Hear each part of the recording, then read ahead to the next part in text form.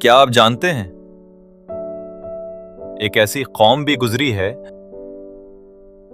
جنہوں نے اللہ کے حکم کی نافرمانی کی اور پھر انہیں بندر بنا دیا گیا۔ یہ کوئی کہانی نہیں بلکہ قرآن میں بیان کیا گیا ایک سچا واقعہ ہے۔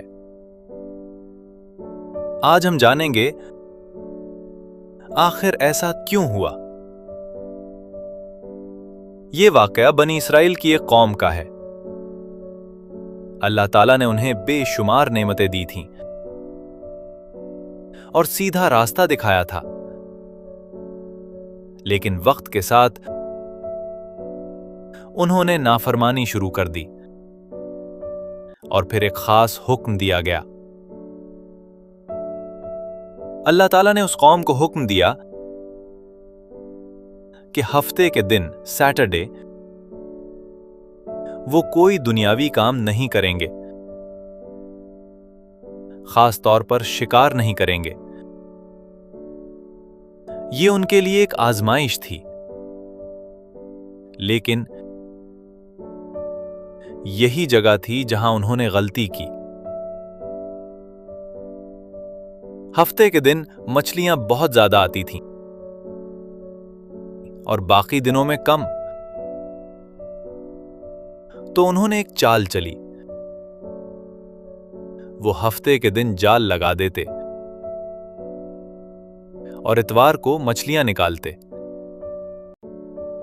وہ سمجھتے تھے کہ ہم نے حکم نہیں توڑا، لیکن اللہ سب کچھ دیکھ رہا تھا۔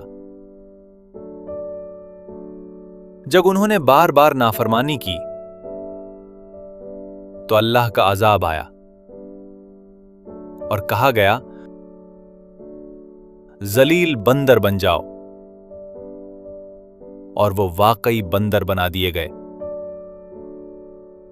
یہ منظر بہت خوفناک تھا۔ لوگ عبرت کے لیے دیکھتے رہ گئے۔